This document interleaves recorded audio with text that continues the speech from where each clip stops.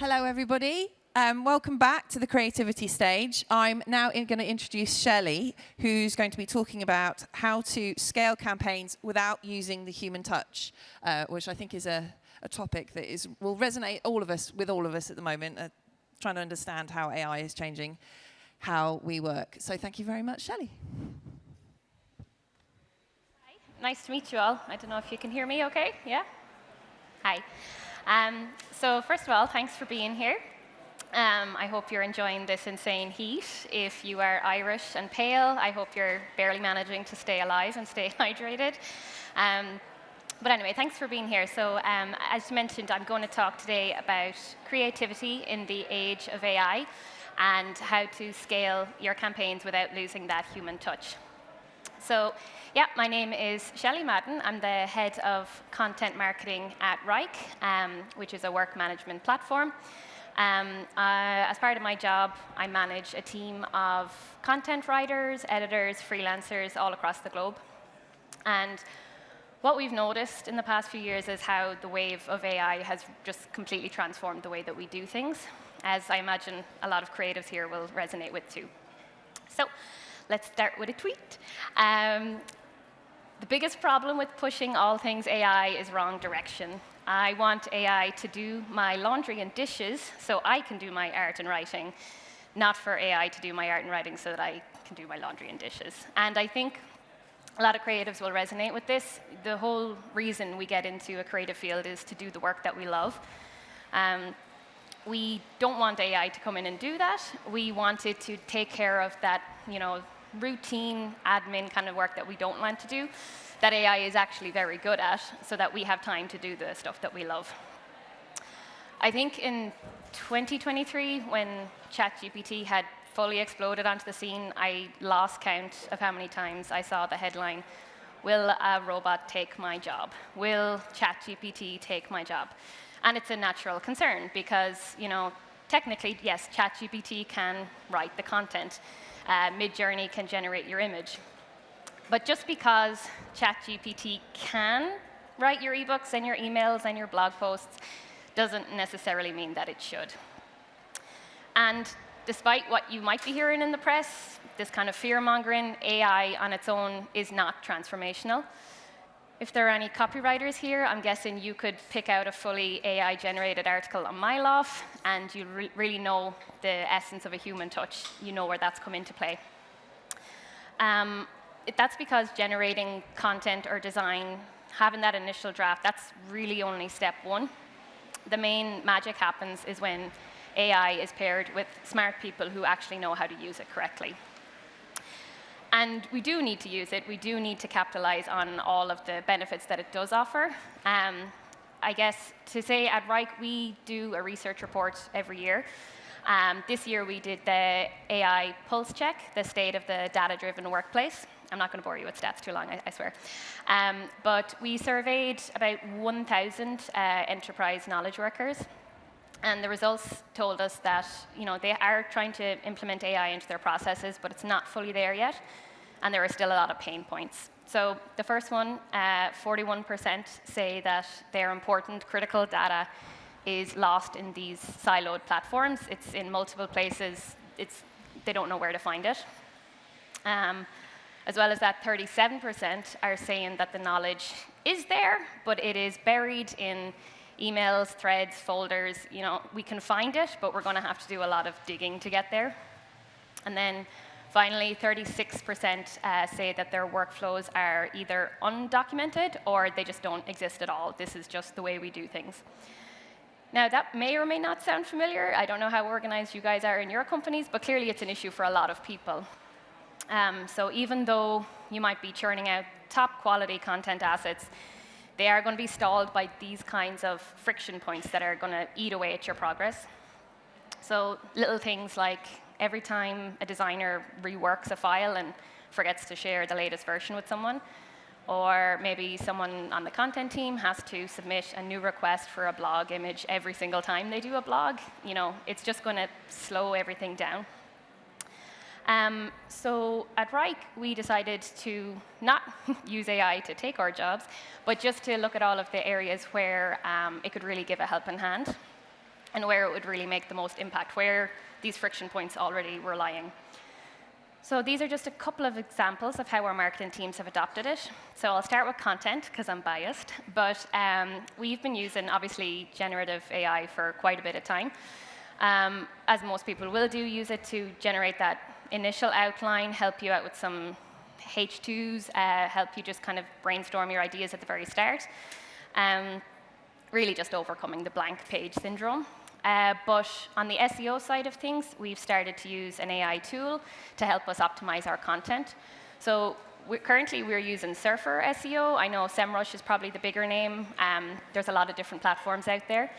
But we use it to optimize our content for both SEO and now what's called GEO. So rather than just simple search engine optimization, we're looking at generative engine optimization. So that's why it's because we've seen that people are starting to use ChatGPT as more of a Google search engine now. They're asking ChatGPT the questions rather than Google. So it's important to kind of keep up with that trend and give the readers what they are looking for. If they are going to be searching these LLMs for the content, then we need to be optimizing our content for these LLMs.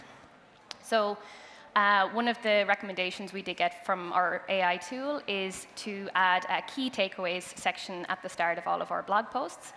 So that's just a little brief summary, TLDR, basically, here's what the article is about. You don't have time to read, that's fine. You've got a little synopsis. And we were able to build our own customized widget on our WordPress. So that way, when we go in, we click a button, say, generate the key takeaways, and it's done for us, so we don't have to waste any time on that. So that's just one example. We also have on our creative design team, we noticed that they were just getting absolutely inundated with requests, smaller kind of ad hoc requests. Generally, we try and plan all of our big projects at the start of a quarter, but there's always small little finicky things that come into play, and they were just finding it hard to deal with all of those. So they took the time to set up our own internal AI image generator. So now we don't have to submit manual requests for new images. What used to be a 3-day, I'd say, turnaround lead time that we'd need to give the team is now a 5-minute self-service progress. So we just go in, we insert the prompt for the image that we need, and it gives us what we want. Now, we do have to be careful with this. We know that AI images are still getting better and better every day, but we got to make sure that somebody doesn't have 3 arms or 12 fingers. But as well as that, we're also making sure that we add a Wrike-themed background to all of these images as well, so that it all looks cohesive on our homepage and it's matching our style, not just like a generic stock image. So another example is in our motion design team.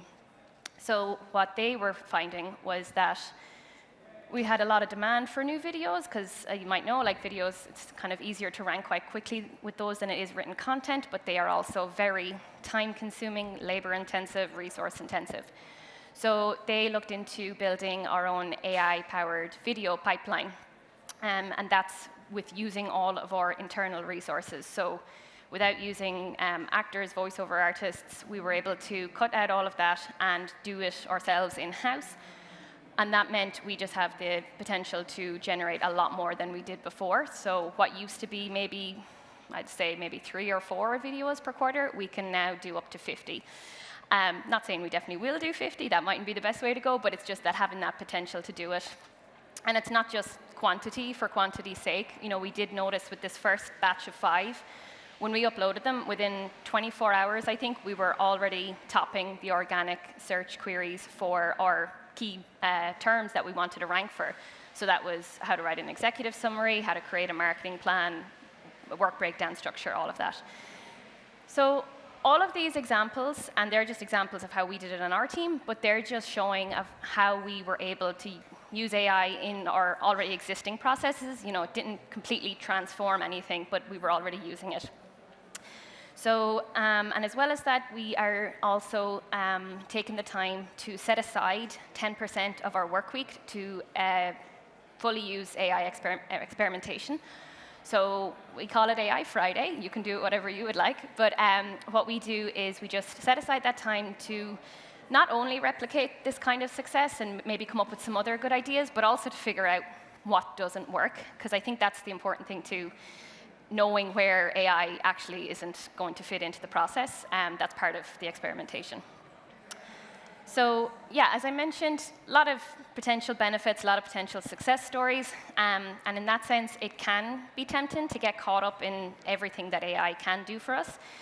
But it is important to keep these human-in-the-loop guardrails to make sure that the quality is not lost. I know I was an AI skeptic at the start, so I was like, anything it produces cannot be good. But I've accepted that we can get that initial draft, and then as long as we hone it and make it our own, then it's just the best of both worlds.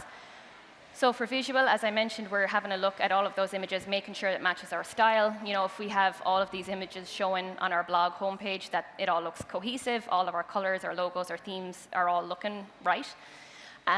Same with content. We'd never just AI-generated content and send it out there. There's not only just making sure it adheres to our tone of voice and our brand guidelines and all of that, but it may be used for a specific campaign. So for different campaigns, we might have different messaging docs and key phrases that we want to use, so aligning it for that as well. And that's just the way we're using it now, using AI assistants. But as it kind of gets a bit bigger and people start fully implementing AI agents, so assistants are just something that you enter a prompt into, it gives you back a result. An AI agent is going to work autonomously and suggest the edits for you, or what you could potentially be doing to improve your processes. So an AI agent could potentially help with real-time compliance, making sure that you don't publish something without it going through all the legal brand guideline, making sure that all of the boxes are checked. And the same for cross-functional campaigns too. I know if you work on a marketing team, you know that there's a lot of different people that have to sign off on things. So with an AI agent, it could make sure that just absolutely nothing gets published until you've got sign-off from brand, legal, demand gen, whoever else has to have a say in it. I'm going to close with this short note on maintaining your brand voice. In a world of AI, people will continue to crave true and honest connection with actual living, breathing people. So I guess making your brand stand out has always been a big issue for creatives. I mean, kind of number one, trying to keep up with your competitors and make sure that your product is better than theirs. And you could argue that AI is making it hard because we have all these new processes to consider. But I would say it's an opportunity to really stand out in a sea of robotic content to make yours really human-centered, because people are wise to the ways of AI. If you've ever been reading an email halfway through, you realize it's AI-generated, you're like, wow, that's nice. It's like finding a worm in your apple. A friend of mine put it as, if you can't even be bothered to write this email, why am I bothered reading it? It really will pull you out of that brand experience. It's going to make you disengage. You're going to be like, you feel a little bit cheated. It's because AI is never going to be able to sense hesitation in a client's voice. It's never going to be able to kind of anticipate a mood shift a cultural campaign might be running. It's just not going to be able to sense when something is a little bit off, and humans can. That's why it's not going to replace you. Can't read between the lines and understand these little nuances that only humans can. These AI tools are only as good as the people behind them, and so I'll close it on that. Thank you very much for joining. And if you have any questions, do pop over to our Wrike picnic table in the sweltering hot marquee. Thank you very, very much. Bye.